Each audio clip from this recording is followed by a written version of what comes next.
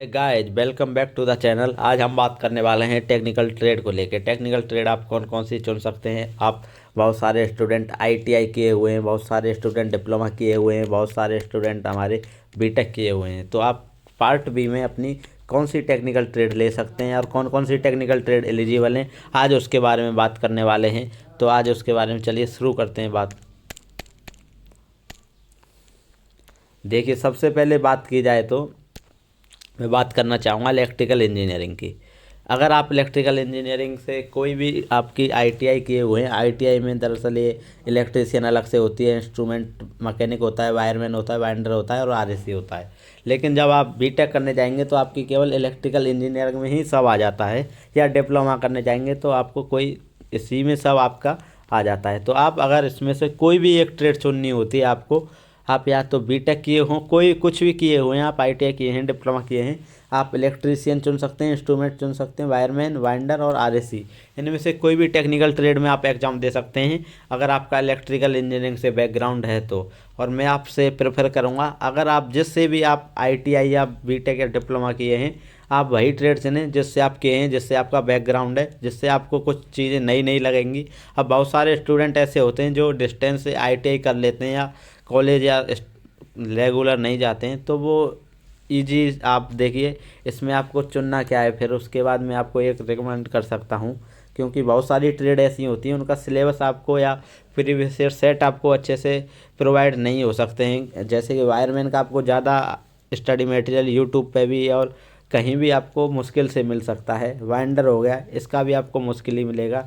लेकिन आपको इलेक्ट्रीशियन का हर जगह बहुत अच्छा कंटेंट आपको देखने को मिल जाएगा यूट्यूब पे, या आप कहीं से भी स्टडी मटेरियल अपने नज़दीकी दुकान से आप बुक लेने जाएंगे तो आपको इलेक्ट्रीशियन का अच्छा कंटेंट मिल जाएगा। तो आप अगर कंफ्यूज हैं ट्रेड को लेके और आप इलेक्ट्रिकल आपका बैकग्राउंड है तो आप इलेक्ट्रीशियन चुन सकते हैं, और बाकी का आपकी इच्छा के अनुसार जो इसमें भी आपको इंटरेस्ट है वो आप चुन सकते हैं। तो ये था इलेक्ट्रिकल इंजीनियरिंग का।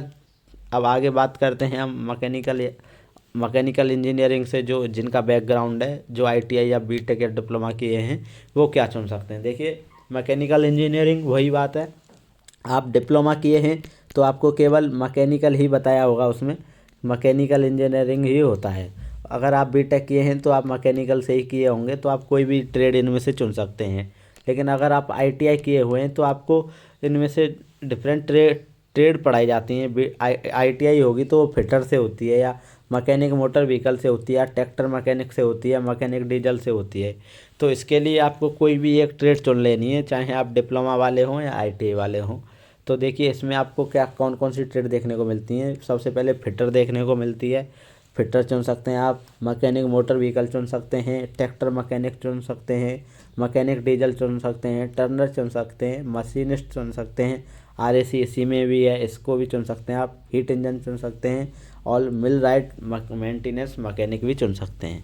तो दोस्तों इसमें भी आपको सेम वही करना है। अगर आप अच्छे से मान लीजिए फिटर से आईटीआई किए हैं तो आप आईटीआई इसको चुन सकते हैं अपनी ट्रेड को। मान लीजिए आप आईटीआई डिस्टेंस से किए हैं या कॉलेज ना जाके किए हैं, तो आपको क्या करना है, सबसे ईजी आपको ट्रेड को चुनना है, क्योंकि जिससे आपको पास होना है। और पास होने के लिए आप जानते हैं 27.5 नंबर लाना होता है 75 नंबर में से, जिसको आपको पास करना ही होगा। अगर आप चाहें टेक्नीशियन बनना चाह रहे हैं, या आप 12th से फॉर्म भर रहे हैं, या बीटेक से भर रहे हैं, या डिप्लोमा से फॉर्म भर रहे हैं, आप किसी भी उससे फॉर्म भर रहे हैं स्ट्रीम से, आपको पार्ट बी जो होता है वो आपको क्वालिफाई करना ही होगा किसी भी हालत में। पार्ट बी में आपको क्वालिफाई करेंगे तभी आप आगे टेक्नीशियन या वो बन सकते हैं। ये सभी के लिए होता है, सभी को इसको क्वालिफाई करना होता है। तो इसमें फिटर और ये जो मैंने बताया ये ट्रेड हैं, आप इनमें से जिसमें भी आपका अच्छा बैकग्राउंड हो। और सबसे अगर जो स्टूडेंट आईटीआई वाले हैं उनको बहुत कन्फ्यूजन रहता है कि वो कौन सा चुने, तो वो मैं उनको रिकमेंड करूँगा आप फिटर चुन सकते हैं। फिटर का स्टडी मटेरियल आपको यूट्यूब पे बहुत ही अच्छा मिल जाएगा, या आपको बुक्स उसकी बहुत अच्छी प्रोवाइड हो जाएंगी, तो फिटर आप चुन लीजिए। और बाकी के जो बीटेक डिप्लोमा या आईटीआई वाले अपने रिलेवेंट ट्रेड चुनना चाहते हैं तो वो उनको भी चुन सकते हैं, इसमें भी कोई दिक्कत नहीं होने वाली है। और मैं अपनी पर्सनल बात कहूँ तो दोस्तों मैंने चुना था, मैं डीजल मैकेनिक। आप मैंने डिप्लोमा मैकेनिकल से किया था तो मैंने डीजल मैकेनिक चुना था। इसमें आईसी इंजन का पोर्शन आता है, न्यूमेरिकल तो इसमें बहुत ही कम होते हैं। इनमें हीट इंजन में आपको कुछ न्यूमेरिकल देखने को मिल सकते हैं, आरएसी में देखने को मिल सकते हैं। तो यही आपको दो दो ट्रेड हैं जो आपको ईजी तरीके से अवेलेबल होती हैं। एक मैकेनिक डीजल है और एक फिटर है। मैं रिकमेंड करूँगा इन दोनों को, और बाकी का आप अपनी रिलेवेंट ट्रेड के हिसाब से चुन सकते हैं, अपना बैकग्राउंड के हिसाब से। तो ये था मैकेनिकल इंजीनियरिंग का। अब आगे बात करते हैं ऑटोमोबाइल इलेक्ट्रिकल इलेक्ट्रॉनिक्स से भी बहुत सारे इलेक्ट्रॉनिक्स की बात करते हैं। बहुत सारे स्टूडेंट इलेक्ट्रॉनिक्स इंजीनियरिंग से भी ITI या BTech डिप्लोमा किए होते हैं। तो उसमें क्या करना है आपको दो उसमें चॉइस दी गई हैं। आप इलेक्ट्रॉनिक मैकेनिक्स और मैकेनिक रेडियो एंड टीवी, आप इनमें से कोई भी अपनी ट्रेड ले सकते हैं और चुन सकते हैं और फॉर्म भर सकते हैं दोस्तों। उसके बाद में बात करते हैं हम अब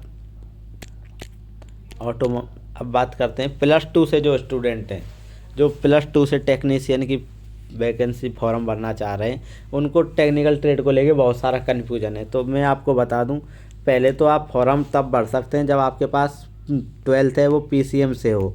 फिजिक्स केमिस्ट्री में से अगर आप 12th किए हुए हैं तो आप ALP टेक्नीशियन में टेक्नीशियन की वैकेंसी के लिए एलिजिबल हैं।